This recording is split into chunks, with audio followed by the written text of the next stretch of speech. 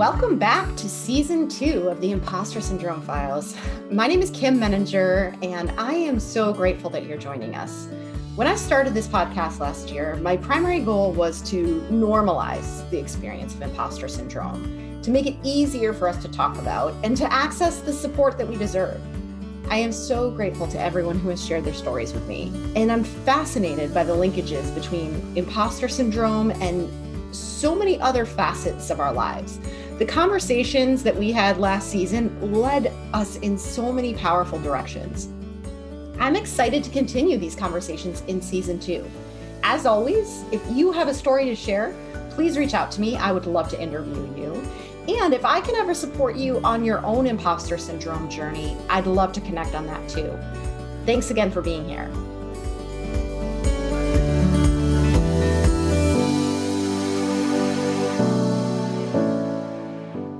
Welcome, Jamie. Thank you so much for being here today. I would love to start our conversation by having you introduce yourself.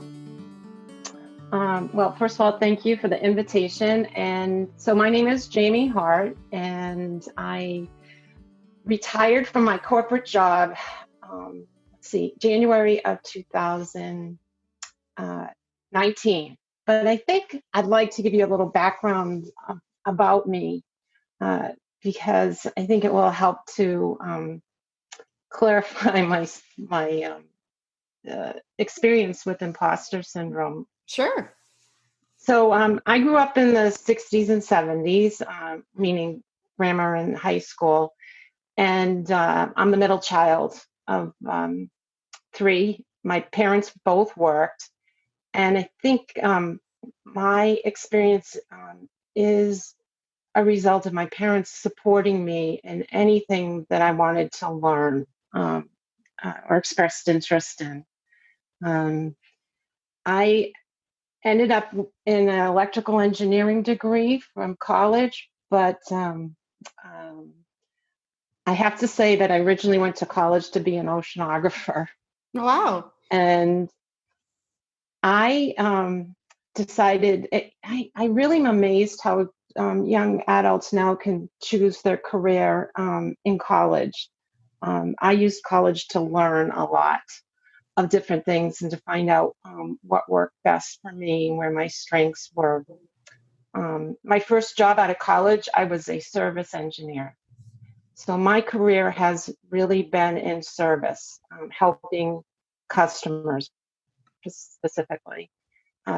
And I worked in with an X-ray company, and I was the only female engineer, I believe the only female engineer on the East Coast. And this is in the early 1980s.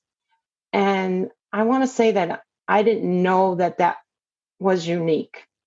I just didn't call me naive or just call me optimistic. I didn't know that I was any different. Fast forward a little bit, I decided to leave the medical field, but stay in service, and I joined an automation company. I still stayed in service, but I wasn't doing medical. I was working with companies that implemented automation, companies such as the automobile, power plants. It was very diverse. I stayed with that company until my retirement. So I was with my second company for 33 years. Wow. They recognized me. They helped me get my MBA. I moved into a management role. And basically, my career, although it changed role-wise, I always stayed in technical services of some sort. Fast forward to my retirement, I spent last year, 2019, trying to figure out what I wanted to do. Even though I was retired, I wasn't ready to be retired. And I decided to get a life coach certification. And so today I help and coach caregivers of dementia patients. And again, it's that service, that passion for service. But I've stayed, you and I met through women in technology, but I want to stay connected with my technical world too. So that brings me up to today. That's great. Yeah. And I'm curious what imposter syndrome means to you. Your career has taken a big change in the last year, and imposter syndrome tends to creep up on us when we're making changes. I'm curious, just more generally, if the imposter syndrome has affected you in any way throughout your journey. Yes, it has. At first, I didn't know there was a name to it. Um, I first experienced it probably mid-career, uh, maybe in my late 30s. Um, I never heard, it took years before I heard that there was a term for it. I think it's a great descriptor. I equate it to feeling that I didn't have the right to be in my role because I didn't believe I knew what I was doing and that I would be found out. Uh, Hmm. yeah, so I was an imposter. That's how I felt momentarily at first, but it did creep up. What do you think was happening at that time when it first sort of emerged in, you mentioned your late 30s? What was different about Yeah. that time? Um, so thinking back, I first became aware of it. Um, I was actually alone in my office, or in a office, I should say, and I had just persuaded management to see my way, to see my solution as an issue. It was really it's weird. It was an exhilarating experience, um, but it was a risky experience. And so when I was alone with my thoughts, I was remembering going, "Oh my God, what did I do? I don't know what I'm doing." Doubt started to enter my thinking. Um, it was brief. That period, that first event that I was aware of, I shook it off. I didn't. I just I said, "Oh, that's nonsense." I didn't have any evidence that I was an imposter, but I started to believe it. Um, And so I love that you were able to shake it off. I think sometimes we don't even realize that it's a feeling or a belief that we can challenge because we accept it at face value. so I was able to shake it off several times, but as it happened more frequently and with more intensity, and again, this is before I knew that um, others were experiencing something similar. Coaching wasn't a big uh, uh, term, it wasn't implemented in the company yet. Um, Mentor programs were very formal around engineering. Uh, it just the support that I had was limited. So um, yeah, it did creep up, and it did come in as the company got larger and my role was expanded, and I started working with people outside of my service business. That's when it would happen more often, more intensely, and more um, uh, the doubt started entering my brain. And again, I didn't have evidence, but I didn't know at the time that the lack of evidence disproved my thoughts. Mm. It was all feeling without proof. One of the other triggers of imposter syndrome is feeling different from the dominant culture around you. And you mentioned being the only woman. Yep. Did that play a role, do you think? It actually did not. And I'll tell you when it became an issue is when my role expanded to include the more women and more men who were not in a technical role. Ah, what do you So think my that? comfort, yeah, I went to school with all men. I mean, I was one of three in my engineering class, three women. My first job, my second job, all my people, for the most part, that worked for me were men. I didn't feel different. Um, when I felt different was when my roles started to expand, including women, not necessarily women in engineering, but more in the marketing or in the back office structure or management, sometimes my own upper management had uh, men that were, and I don't know if they felt this way, but maybe they were intimidated by my background. I don't know, but that's exactly when it started happening more frequently in intensity, when my role expanded to include uh, non-technical and women. How did it show up? So you had the feelings or the beliefs, right, that you described as questioning the legitimacy of your role. How did that show up in terms of your willingness to take risks, make decisions? Was there an outward impact? Uh, Risk taking was less. I was less. I was more reluctant to take the risk. Definitely, that was my main impact. Um, I questioned. I had difficulties making decisions where it was related to me. Um, I took it home a lot, um, and yeah, definitely the risk was how it manifested. And And go ahead. I was just going to ask you if you mentioned that you weren't aware that this was a thing, right? And I think that's true for a lot of people is we have these feelings, we have these experiences, but we don't even know that there's a name for it. And so you're moving along and you're expanding your role and you're starting to experience this at a deeper level. Did you seek support of any kind? Did you find ways to manage these feelings? How did you deal with it? Sure.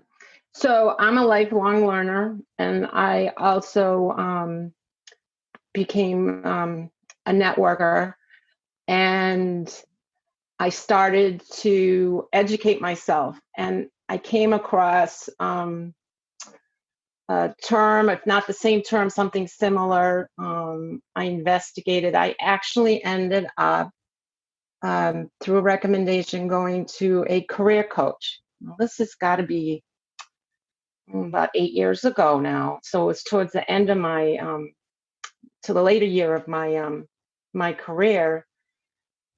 But I went to a a woman who helped me, I guess, get my mojo back. And I learned that I had no evidence, and that I was incapable. Sure, there were things that I may not have been familiar with, and either I delegated or I learned. And yeah, it made a big difference. So the coaching, or some might, you know, probably borderline a little bit of therapy, but that's a big turning point in my last decade. And since you had that support and were able to think a little bit differently, manage a little bit differently through those feelings, how did that prepare you for the transition that you made more recently of going out on your own and starting your own business? Sure. So I found help, and let me reword that. I learned to ask for help, and I educated myself. I actually reached out to several different types of coaching to help with first of all, help with the decision to leave corporate world a little earlier than I originally intended. And it's helped me with risk taking. Um, the coaching has helped me with risk taking. And yeah, I would say that the imposter syndrome impacted my risk taking, and then asking for help and looking for best practices um, helped to alleviate that syndrome that was impacting the risk. I think asking for help is one of the biggest strategies that I recommend to anybody who's feeling this way, because we do have a tendency, especially as women, to feel the pressure of needing to do everything ourselves, needing to know everything. We just place very high standards on ourselves. And often if we're feeling self-doubt and feeling like we're not qualified to be doing the work that we're doing, we don't want to ask for help because we're afraid that that's going to shine a spotlight on that incompetence or inadequacy, right? So it's like, oh, I'm not going to ask for help, or else then other people are going to realize I don't know what I'm doing. And when in actuality, the opposite is true, because nobody can do everything on their own. And that's how we build self-trust. That's how we actually get more acclimated to new roles and to new things, is by learning from others and Mm-hmm. help. And so, I think it's one of the greatest tips for anybody who may be struggling with this. Just reach out and ask for help. Yes.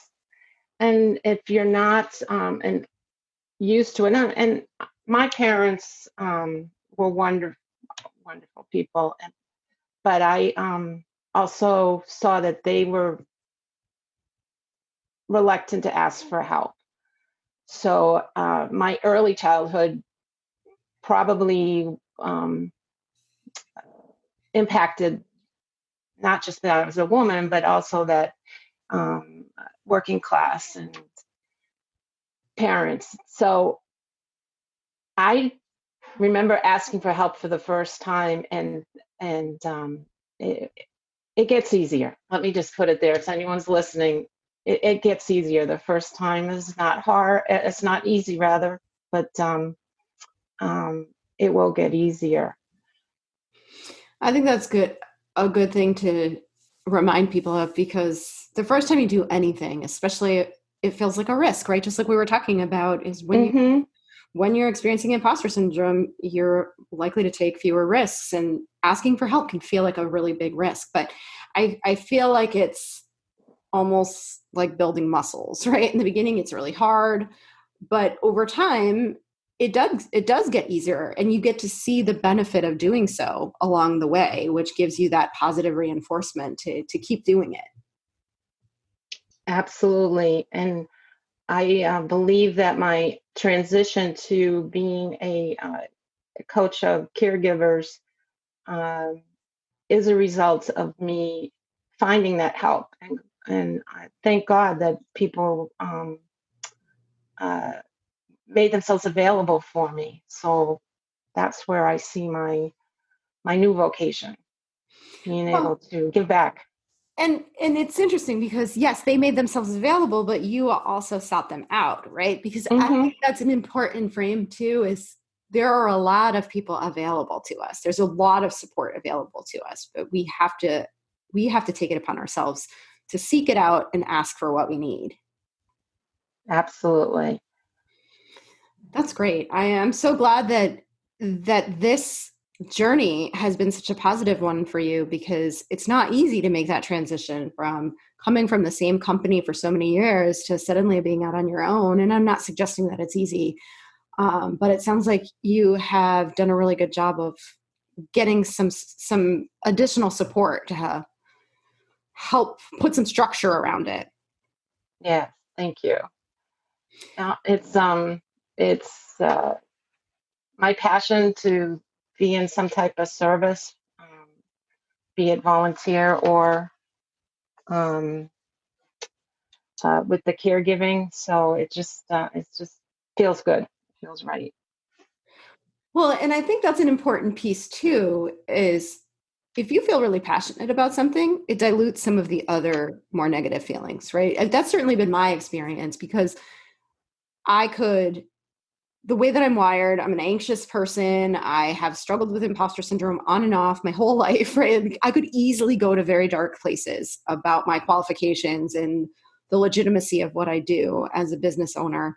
But I believe so passionately in the mission, and that just overshadows any of the potential self-doubt that I may feel along the way. And so, of course, I'm not cured.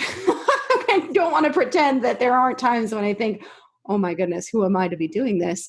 But more often than not, I feel so grateful to be able to do work that I feel so strongly about and that I feel is, like you said, coming from a place of service. And that is such a strong motivator. Absolutely agree with you there. So what motivated you to want to tell your story today? What is it that you're hoping people will take away from this? Well, early in our discussion, I had mentioned that I didn't know that original feeling was, let's say, I'm going to use the word common. The imposter, before I knew it was called imposter syndrome, that was shared by other women and, of course, men too. And my hope is that people hearing this, that if they've experienced it and not know what it is, yeah, they do now, or at least they're not alone. It's not I don't want to say abnormal, well, not normal. And yeah, so educate and just be awareness, create some awareness around it. That's great. I really appreciate your doing that. I appreciate your being willing to share your story with us. I love the asking for help theme that we've talked about throughout our conversation. I think that's a key takeaway for anybody listening. And I wish you all the best as you continue your entrepreneurship journey going forward. Thank you very much. Again, I'm very excited, and thank you for the opportunity to talk about this.